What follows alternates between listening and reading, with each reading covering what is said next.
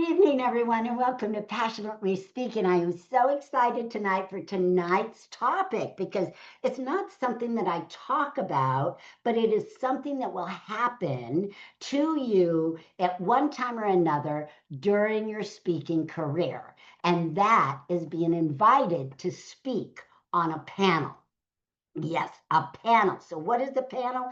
It's a group of, normally it's about five. Sometimes you'll see three, sometimes you'll see seven, but normally it's about five people. And then there's one facilitator.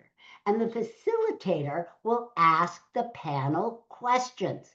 Now, sometimes they invite you to give some questions, some things you might, but most of the time not. Most of the time, the facilitator will create the questions and you will not know what they are until you are asked them. But let me give you some hints and some guidelines.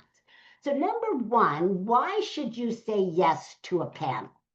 Now, normally, well, I'm going to just come right and say it because it's a speaking opportunity, right? Bam, it's a speaking opportunity. Now, oftentimes it is not as glorious as a featured speaker with 30 minutes, but I'll tell you, it sure, comes pretty close to second because an event will typically have speakers and then they'll have a panel.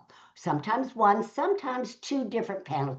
I've seen as much as three different panels in a full day event, but they're on different topics. You might have a panel on health topics, like where Jackie might come in, and you might have a panel on writing a book, or some of you, some other of you will come in. You might have a panel on business and successful business owners, entrepreneurs, or all kinds of different things, but usually they are themed panels, or they're general themes like business. Boom. Now, we want to do it because it's an opportunity to speak.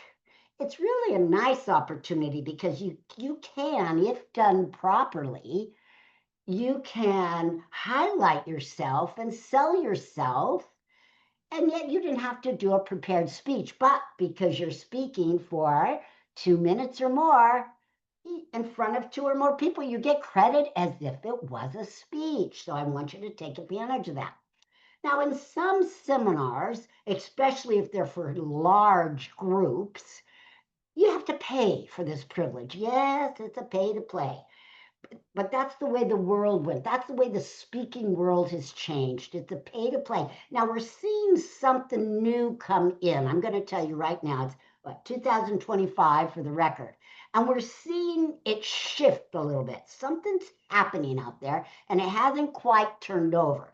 But we're shifting a little bit from the pay to play to some other means. And I'll reveal what that is when I've concluded it as a fact that has completely shifted over. Right now, it's kind of like a transformation. It's kind of a something's happening, right? But it hasn't completely gelled yet.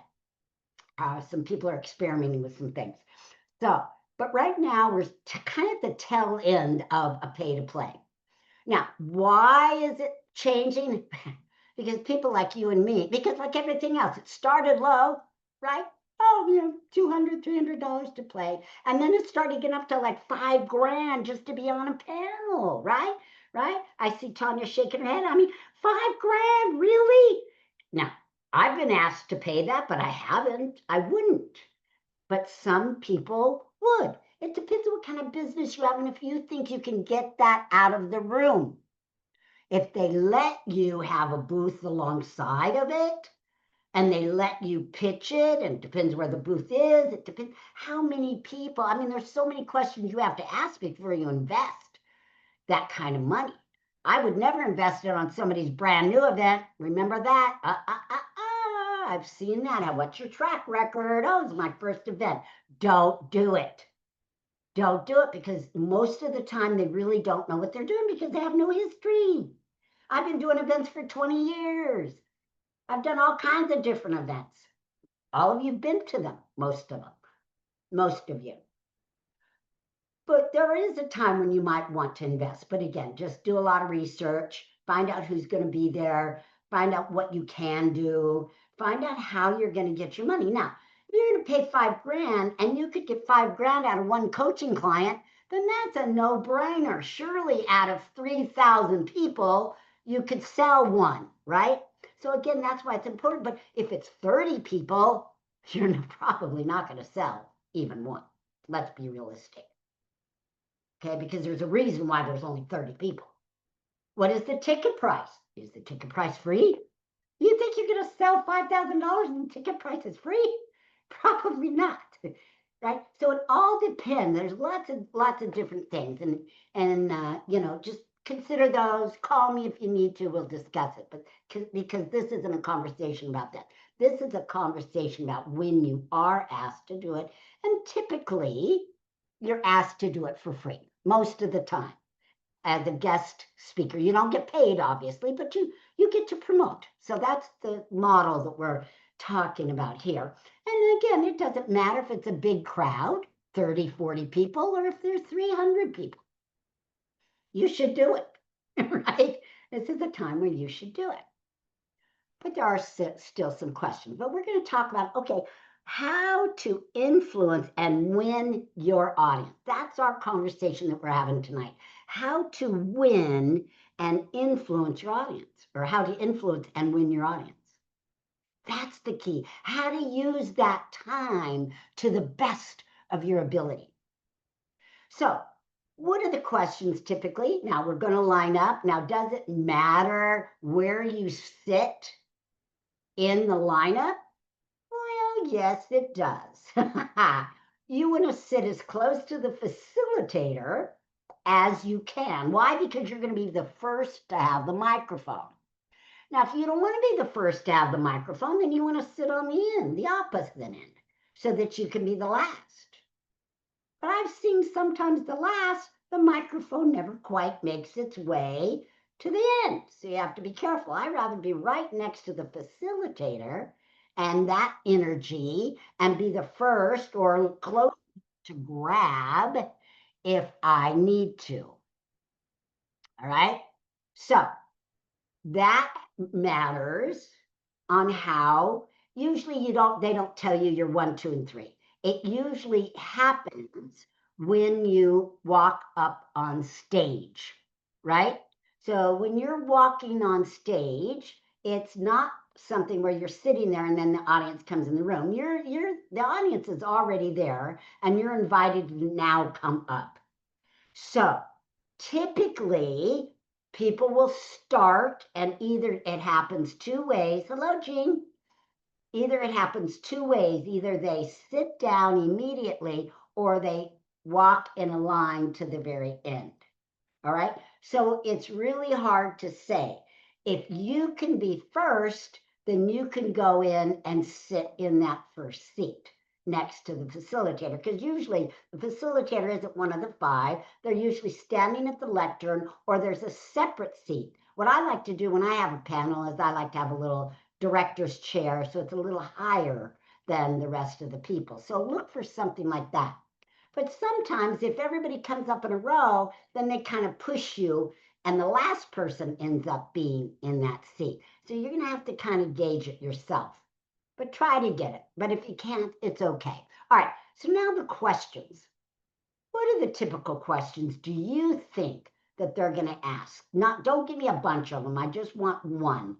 What kind of question do you think that they're going to ask? It's the same kind of question that everybody asks in business. It's the same kind of question you'd probably be asked in an interview. It's the same kind of question you'd be asked in a networking meeting. Tommy, what do you think it is? Would you ask your credentials? What makes you an expert in this field? Yes, that's good. Yes, it could be. But typically it's tell us a little bit about your business. It's what? It's typically tell us a little bit about what you do, right? What is your business? Because remember, it's a panel. The audience doesn't know who you are. So you would introduce yourself. You would give your 30-second and maybe stretch it a little bit if you can. to what, to more about what you do. You wouldn't have to say your closing memorable statement. If you can't say it, you can't sell it. You wouldn't necessarily do that, but you would start out with like Katrina, I help wives, blah, blah, blah, blah, blah, right? You start out with that elevator speech. I teach, I empower, I blah, blah, right? Now they've already introduced you, right? All right, Arvee Robinson from Arvee Robinson International. Tell us a little bit about what you do. I don't have to say my name at this point, but I just go into my title. So I would say, well, I teach business owners and entrepreneurs how to use public speaking as a marketing strategy so they can get more clients, generate leads, blah, blah, blah. I'm a 5-time best-selling author, master speaker trainer, blah, blah, blah, blah, blah. I left out Arvee Robinson with Arvee Robinson International because they introduced me. Now, if they don't introduce you, you want to put that in there. So that's why when we have our elevator speech in our mind, sometimes we become a robot and we would just say it and say our name, unaware that they just introduced me. It sounds like it's robotic. Make sure that you know your speech so well that you put it into your heart, right? And that you're speaking from the heart and that you hear, yes, they just introduced me. They just said this about me. I don't have to do it. And it can still come out and flow in the same way, but it's more from the heart and not just robotic from the head. Does that make sense? So now, a lot of times they don't tell you you have a minute, 30 seconds. But if you go on, they will stop you. And stopping you is a little bit embarrassing, right? And the audience goes, whoa, right? Because facilitators, that's their job. They have to keep it moving. If they're good facilitators. Now, I've seen bad ones where they just let one person go. Typically, an entire panel is only 20 minutes. Now, if there's 5 people, that's not even 5 minutes apiece, right? Not really. That's 4 people is 5 minutes apiece. So it's 4 minutes max per person. And if somebody speaks for a long time, they're taking away. You're stealing from somebody else. Think of it that way. But it's up to the facilitator. And I've seen rude people that go on and on and on. But anyway, regardless. So you're keep it short, keep it meaningful. Think of something that you can give the audience. So this is where I would make sure that you add that wild card. Remember the wild card? What position is the wild card in our self-introduction? We talked about this last week. At the end, is it your end statement? Either your end statement or your beginning. Is it your memorable statement? Right. No, I'm talking about the wild card.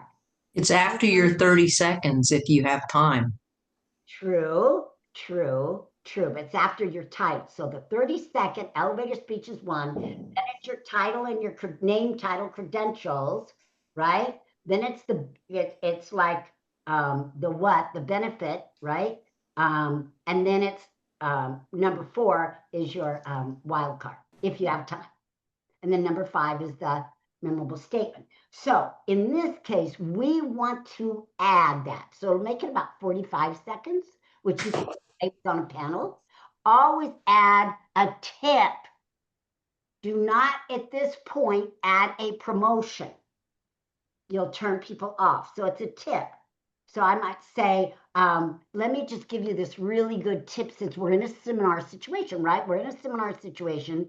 Let's say we're there, I'm at a speaking convention or whatever. So I just want to give them a quick tip. So I would say my name, blah, blah, blah. And let me share with you the hottest tip. Public speaking has changed. And what I want to share with you right now is that people really want you to go from the head to the heart to the soul and speak from the soul, the very depths of your soul, right? And then I would say, and you could say thank you here because it's not a speech. You could say, I just want to give you that. Thank you, God bless, and then give the microphone to the next person, right? Keep that energy up. Don't let it wind down to where people are taking the microphone from you. Don't go into a sales pitch where people are bored. it's, it's really something. I went to this meeting on Wednesday, and it's a meeting that I have not been to since before COVID, that long ago, a networking meeting, men and women. And I went a long time ago. I go to a lot of meetings that are husband and wife created, right? And I just love them. And I usually just love the husband and wife, and they put this all together and they do all this trouble. I go to another one in San Diego that I MC. And a lot of times I just go for the couple, that put it together, the founders. So I thought I'd go and see them again. And like I said, it's been before COVID. So what, 5 years since I've been there, right? It was a pitch fest. I haven't been for so long, I forgot what it felt like to be torpedoed constantly by stuff. Everybody pitching, right? And then when I got out of there, my phone kept blowing up, pitching. I gave people, I thought they were interested, and they wanted to get my phone number. I'm changing my phone number. And then a couple of people just kept sending me pitch fest stuff, videos of this and video. And finally today I had to write this doctor. I said, look, this is my personal phone. Please just if you want to talk to me, right? But he would just sending me videos of stuff he's doing, stuff other people are doing, podcasts. I don't want all that junk on my phone. I'm not interested. It's a waste of time. So you have to be careful because people will turn off. Now, I don't even want to talk to this person. I might have wanted to go to one of his seminars, but now I'm not. He made it ugly and feel icky. So just be careful when you're on that panel not to do that. Now, there's a time, I'm coming to that. You say, well, how do I make any money? How do I make business? By giving. By giving, right? It's like Tommy was talking this morning about, even Michael, he just was his kindness. That's why we remember him. That's how he left his legacy. Kindness, right? Just be kind and be giving, for heaven's sakes, and people will remember that and come back to you, right? Be a magnet for them to come back, not a desperation, pushing it out and pushing it out and pushing it out. That just pushes people away like a magnet that's on the polar end, right? Just stand firm and give and be a magnet, and they'll come to you. All right, so that's the first question that is going to be asked you every single time. And then there's usually about 3 more questions. Now, you have to be ready. Usually the person in front of you will hand you the microphone. A lot of times what happens is the facilitator will ask the first 3 people one question, and then the next 2 another question. So just because you have that question doesn't mean you'll get it. Because as an audience member, it can be very boring if you have same question, answer the same question. Now, I'm not talking about what do you do. Yeah, everybody gets to say what they do normally. That's a given. But then they'll ask you a question, like Tommy mentioned in the beginning, how did you get into your business? Or what is the highlight of your business? Or where do you think your business is going? Or where do you think the industry is going? Or whatever. Maybe only 3 people. And then they'll ask you another question. Always be formalizing, of course, your answer just in case. I'm not saying not to. But then let's say you get a question that you don't really like or can't really answer. Then you become a politician. Before I answer that, I would just like to say, in my industry, I see it going blah, blah, blah, blah, blah, or whatever it is that you want to talk about. You can throw a curveball and switch the topic and say, and always say, that's a great question. Sometimes you'll repeat the question, right? In most interviews, they always have you repeat the question. But if 5 people did that, that would be boring. Usually, if it's the first question asked, then you would repeat it. So if someone says, where do you think your industry is going? It would simply be, well, my industry is going blankety, blankety, blank, right? But before I get into that, I just want to say that we have had a long, long haul. So if someone said, where's the public speaking industry going? I would just say what I said to you earlier. The industry has changed, public speaking has changed, seminars have changed. And right now, and I just want to say, as far as about seminars, I see something else happen. We used to have this big, it used to be, we spoke for free, we got paid to speak, and then we spoke for free. And then all of a sudden, people are paying to speak. It's the opposite. But I see something else fermenting out there. I see something else, happening out there. I'm not sure quite what, but keep your eye on it. Keep your eye. Make sure you come and see me during the meeting and get my phone number, because I want to tell you and keep you informed about what is happening next, so you'll be ready and not left behind. Boom. Got it? Now, who just got the business? I just sent you an email with the initial paperwork to get us started. Who got the business without selling, without being repelling? Remember, your words either sell or they repel. They either heal or they kill. What are you saying that's killing your business? People can't stand not knowing something. You could do that for any industry, even lemonade, Tommy, if you wanted to. But certainly you want to do it about your book, right? Your upcoming book. So for you, Tommy, I would read a little tiny excerpt, one of the best little excerpts you have.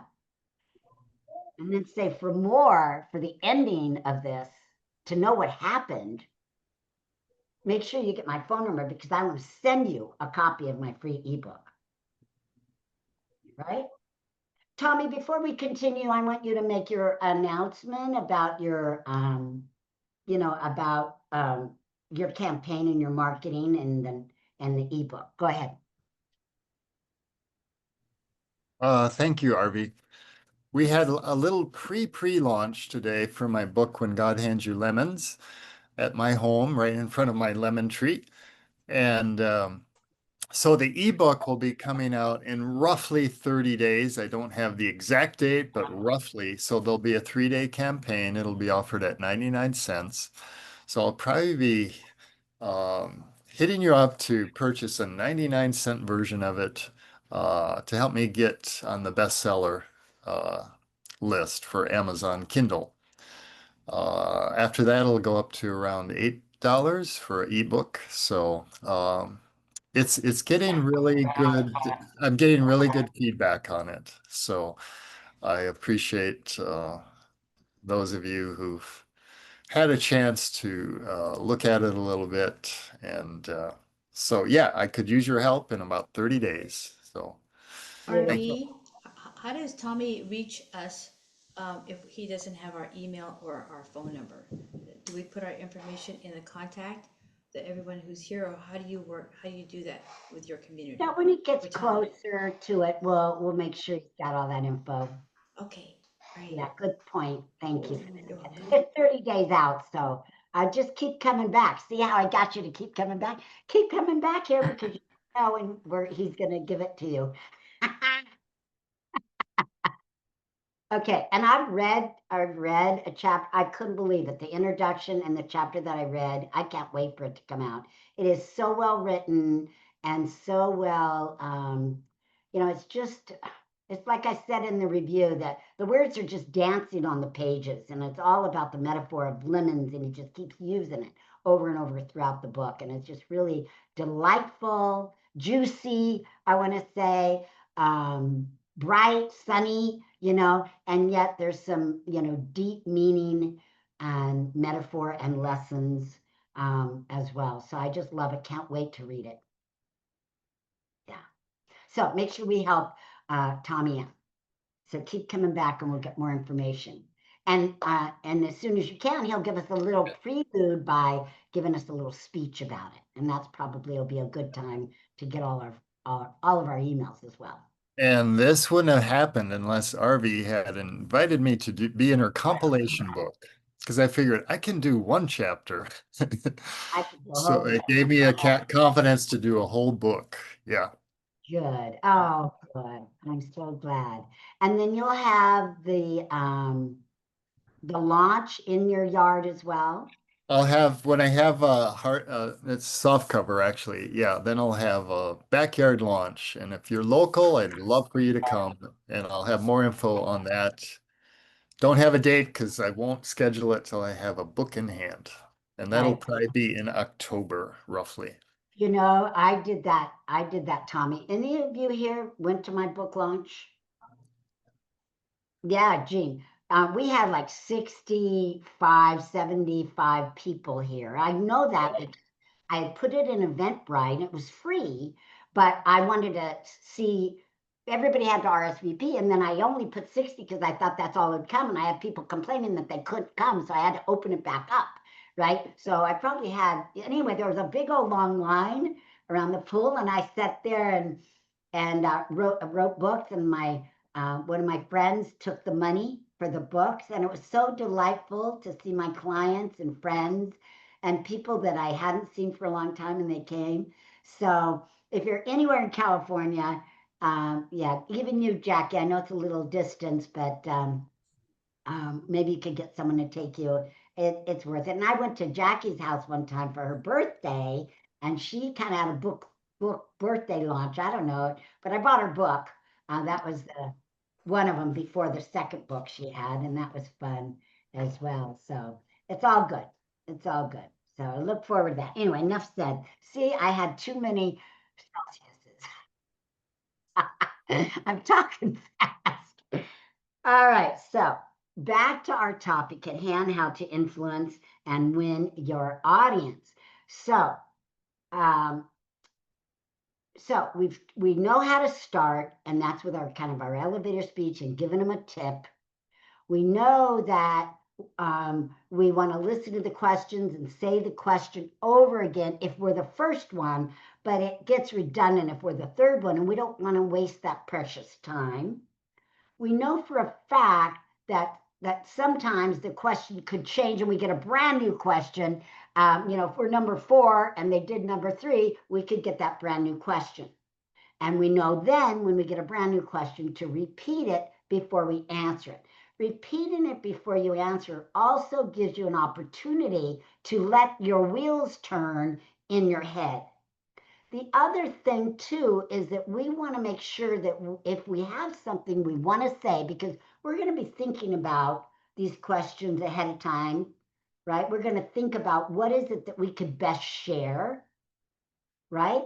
And if you have something to promote, like a seminar or a workshop or a retreat, you need to make sure with the facilitator or if the facilitator is not the one putting on the seminar, that it's okay, because sometimes they'll tell you you can't, but maybe you can promote it at your table, right? Most of the time, speakers at seminars, speakers and panel members do get tables if there's tables available. Now, excuse me, when I have a 1-day seminar, I don't have vendors. Normally, I did my very last one, but normally I don't. If it's a 3-day seminar, I do. So it all depends on the model. Nowadays, people with 1 day are putting up vendor booths. So you very well could or couldn't, who knows? It's entirely up to them in the event. But let's say typically you do get a table.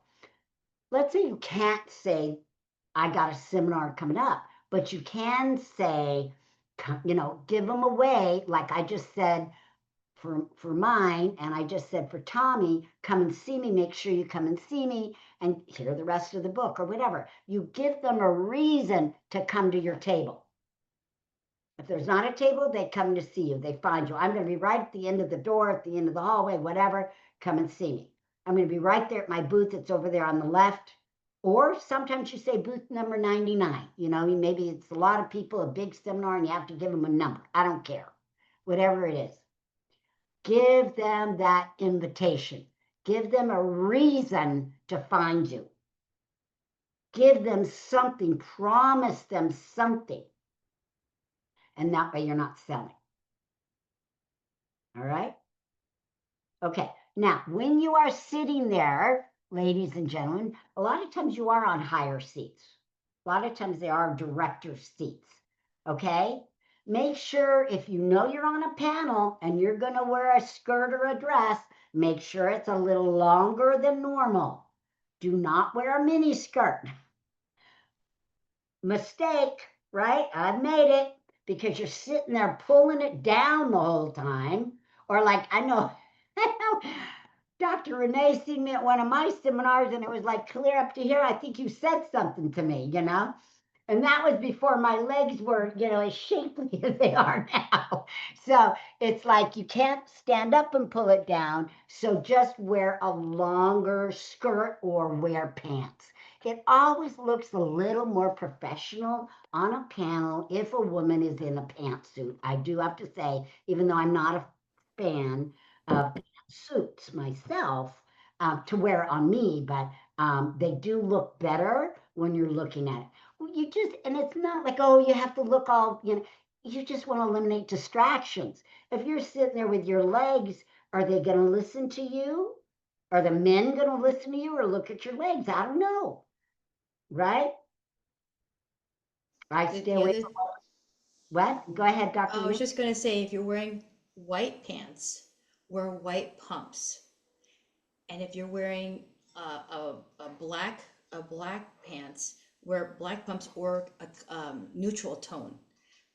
Don't wear white with a red dress. Don't wear any white shoes at all, unless it's white on white. Or don't Right. wear a white dress with white shoes. Or just a smoother skin tone is much better. The white shoes don't look so good on stage. It just doesn't work. Good So point. just a little, you want to have a sleek and mellow, what's it No called? distraction. Exactly. You want to look more monochromatic with tan shoes and tan shoes and tan legs, or just skin color legs. Skin color shoes. Does that make sense? The Absolutely. white shoes are just real hokey. Just And not a if, good idea. and if you can Just wear pumps and closed toed, they're closed better. toe is much better. Closed Um, toe, white pants, white shoes. If you're wearing a dress, like if you could do skin colored shoes and stockings, you gotta wear stockings, but I flesh don't color shoes. recommend wearing white on stage or black. I mean, black is good pants, but Yeah. white on stage, I don't recommend that for anybody. Um, always find out what the background is, so you're not wearing something that blends into the background. But on stage, pants, black pants look great. Red pants look great. Blue pants look great if it's a pantsuit, but make sure that it's a pantsuit and they're matching, and wear the proper shoes that go with the pantsuit, either the color of the suit or, like Dr. Renee said, some sort of beige. What I like to see on stage from ladies actually is boots. Boots, somehow, of course, you can't in the winter, summertime, but boots, black boots with a nice black pantsuit always looks really professional. Always looks good. Or with a long skirt, or a skirt For a under long skirt, under your knees with boots. exactly. Oh, I've seen you in boots before, Arvee. You look great. Yeah, they look good. They Oh look yeah. good. Yeah. Anyway, just make sure. Now, what I do a lot of times is you can cross your legs as a lady or a man, or just keep them together, right? And keep your feet on the little panels. There's a little footrest, so to speak, if it's a high chair. If they're low chairs, then, you can sit, regular and keep your feet on the ground. But most of the time, they're like director's chairs or higher chairs. So you have to see what you can do. I hate when they pull bar chairs because a lot of times bar chairs have no little thing to put your feet. And then I'm really stuck. I'm like this little kid going, woo, woo, you know. But yeah, just be aware of what your legs are. And here's how you can do it. Look at the people before you. If there's another panel before you, look at what they're doing, see what looks bad, and then you don't do that, do something else. So a lot of times what looks good is for women is to, especially in a pantsuit, just kind of sit sideways a little bit and put your feet straight and just sit sideways. Because sometimes if you have short legs, if you have long legs, you can cross your legs and completely cross them over. But if you have short legs, then one leg's kind of sticking up a little bit, maybe not look so good. So remember, everybody can see you and you're magnified. When you're speaking, it's easier because you're standing up and you're walking around and you're moving and they're really only seeing this part of you. But when you're on a panel, you're sitting down. So this part of you becomes that part of you, you know? So just be aware, really small. The last thing I want to say is, of course, energy. You've got to bring the energy on.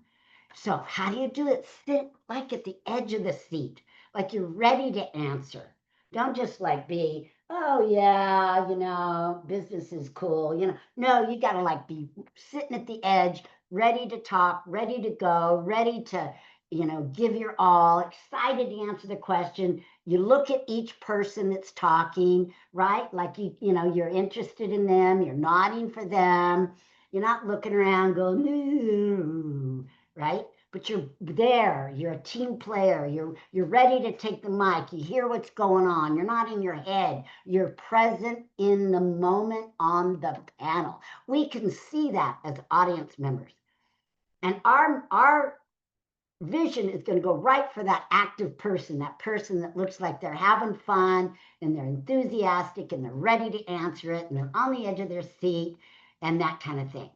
Okay, so bring on energy, nothing else. Now, I want you all to really think about this and practice it if you can. One way you can practice it is many of you are having events. I want you to create a panel. I want you to create a panel and at least facilitate it. Now, a small one, maybe it's 2 people, maybe it's 3 people, but start bringing them into your events, even if it's a Zoom event, and start practicing being on them and facilitating them. Now, remember when you facilitate, they're only no more than 20 minutes. If you're online, keep it down to 15 because they can get really boring. When they're online, you want to make sure that you are spotlighting who's ever on the panel. Don't leave it like this. Do a spotlight. Everybody knows what a spotlight is, right?